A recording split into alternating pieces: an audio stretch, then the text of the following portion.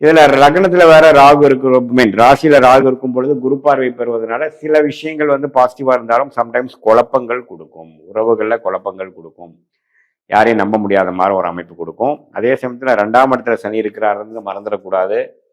So கொஞ்சம் ஒன்றுமே financial விஷயங்கள் அவ்வளோ நம்ம நினைக்கிற அளவுக்கு பாசிட்டிவாக வரல. என்னதான் ஜென்ம சனி முடிந்தாலும் இன்னுமே நம்ம கேஷ் ஃப்ளோ வந்து ரொம்ப பாசிட்டிவாக வருது, பழைய மாதிரி நம்ம வந்துட்டோம், அல்லது கடன் பிரச்சனையிலேருந்து வந்துட்டோம், வர வேண்டிய பணம் வந்துருச்சு, இப்போ கேஷ் ஃப்ளோ நல்லா இருக்குதுங்கிற அளவுக்கு சொல்லிக்கிற மாதிரி அமைப்பு ஒன்று வரலைங்கிறதா உண்மை.